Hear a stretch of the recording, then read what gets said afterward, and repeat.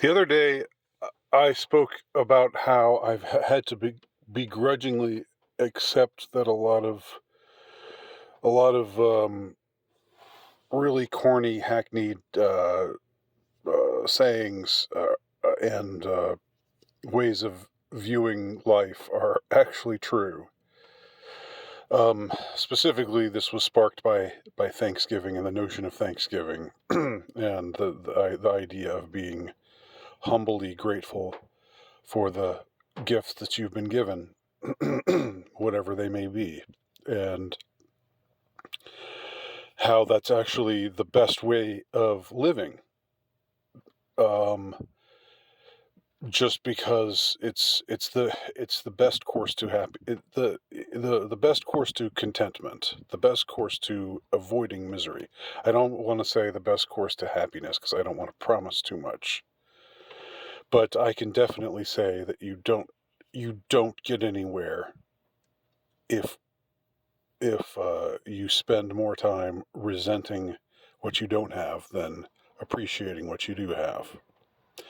And I'm not, and like I said in my video from the other day, I'm not saying that in any kind of glib, optimist, blithe kind of, uh, uh, you know, um, uh, kind of way. It's something that I've learned from bitter experience as a pessimist and as somebody who has a really hard time being humbly grateful for what I have. So, so today I want to talk about something else that uh, is associated with what I was speaking of in that prior video, and because I was talking about how in that prior video about self care and about how you know not refusing to give in to misery, refusing to despair, refusing the black pill, uh, as the term is often used. That refusing those things is ultimately about self care, because you're not helping yourself by making yourself miserable. It's strangely, absurdly feels like you're um, in this spiteful kind of way, you feel like I'm not just embracing these stupid, silly, glib, optimistic bromides, and I'm facing the truth. So take that. Well, the thing is, you're not hurting anybody that you want to hurt, and you're not helping anybody that you want to help, i.e., yourself, and I guess your friends and those your loved ones and those you care about. And if you think it's absurd to think that this is a way of getting back at your enemies. Um, if that's what you think, if you think that your enemies uh, are going to see that you're miserable and I don't know, see that as somehow an L for them. I hate to use the Zoomer talk, but you got to do what you got to do. It's not an L for them. It's an L for you. It's a W for them. They look at you miserable and they think, good. Uh, he's doing my work for him. I would like to make him miserable. This is given that you have enemies who hate you so viciously, which some of you might. And, I think I probably have a few people like that. Don't know them that well. They obviously don't know me that well, but they're you're not you're not helping yourself in any way, and you're not hurting uh, your enemies in any way by giving in to the black pill. Whatever that might mean to you, not necessarily the black pill in the sense of love relationships and so forth, but just the black pill as its stand-in for despair, as it's basically a stand-in for the belief that it's over and there's nothing that can be done and things will only get worse. And you can't do anything about it. So what I wanted to talk about for the next few minutes, I'm not going to make this as long as that last video was, but I want to talk about finding your happy place. Now, this whole term, happy place, it's gotten to sound so gay and stupid.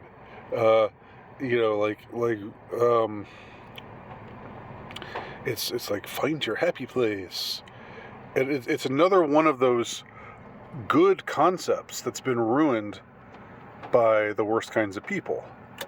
It's been ruined in the way that it's been used, but when it's used properly, it's actually an essential question. And if we're talking about self-care, it's essential to find your happy place. You can call it something else. You can call it your power animal. I'm thinking about the scene from Fight Club now, where he finds his power animal and it's a penguin. But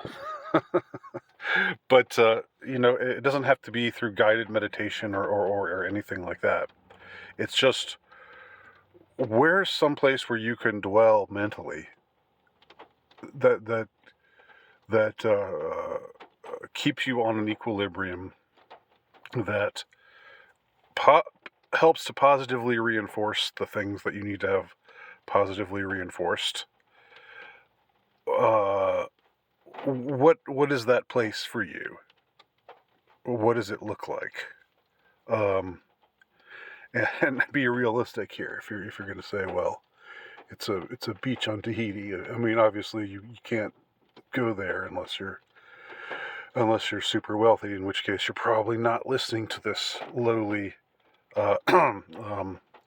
low status male YouTube channel, because why would you, if you had access to the beaches on Fiji or Tahiti or wherever? I'm not even sure that that's, like, I've been to beautiful beaches before, but in the hot, blistering sun, I don't feel that. That's not my happy place. But that's just me. Not taking nothing away from the beauty of it, of course. My happy place would be something closer to what you see in the weather outside, actually. I really like overcast days. I really do. I'm not just being gothy when I say that. It's like there's less pressure on you to there's the sun's not bearing down on you, and I mean, the weather's kind of crappy, so you don't really have to feel it's not like pushing hard against you saying appreciate this, because it's kind of it's like, obviously, even though there's beauty to it, it's a harsh beauty. So that's just speaking for myself, but I mean, it's more than just envisioning a place. Or envisioning a location. It's a state of mind also.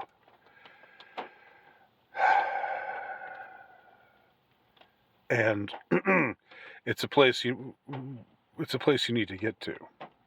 It's a place I need to get to, or else I will lose my mind. Which I know might make for some entertaining fare. So maybe some of y'all are rooting for that to happen, because you're just here for the lulls. But for me, I need to prevent that from happening. So I need to get there, and I'm going to be presumptuous enough to say that you, whoever you are, also need to get to your happy place. And if you're going to your happy place doesn't mean completely shutting out the world around you. It does mean filtering out the things that make you miserable. to the best of your ability. Filtering those things out to the best of your ability. Now, I don't know, whether this means just like taking deep breaths, or it seems to me like having a rewarding prayer life would have something to do with all of this. It seems like that would follow. I am one of the worst prayers in the world, so prayer does not come easy to me, even though I'm a practicing Catholic and I take my faith very seriously.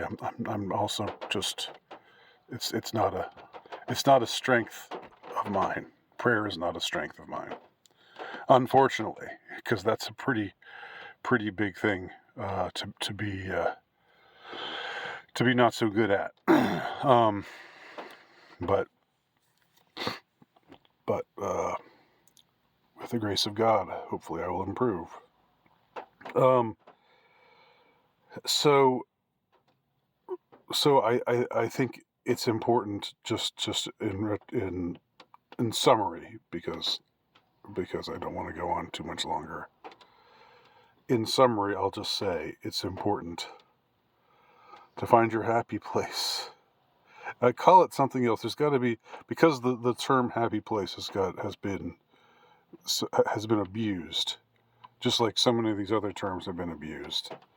Like I was saying the other day, the thing about we're in this together. We're all in this together. Got so abused by awful people.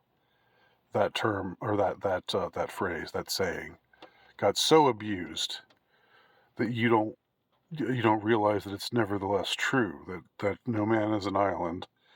That what you do has an influence on others. You can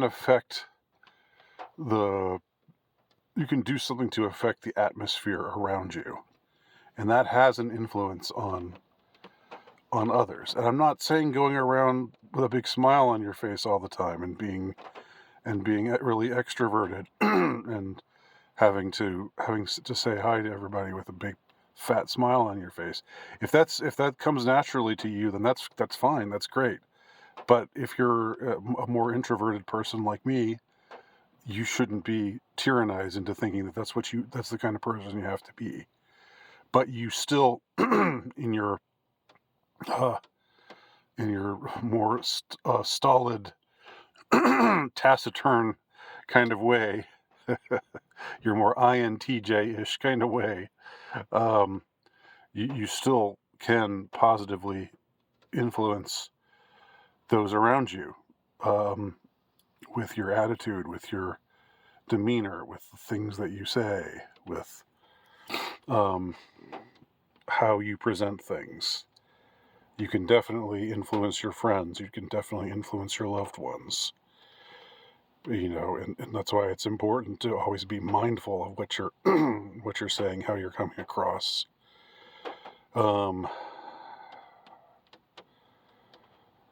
Just to try to be your best self. And I think that finding your happy place, as corny as it sounds, is a big part of that. It's locking into the state of mind that puts you where where your mind needs to be. Maybe it's just listening to the right album. like the Killer, like the main character in the movie The Killer, which I have reviewed here. Listening to the Smiths all the time, like it doesn't have to be happy music. It can be the Smiths, if that's what makes you feel at home and feel at peace, more or less. So those are my thoughts on the happy place notion. Let me know what you think. Leave your comments below. Thanks for watching.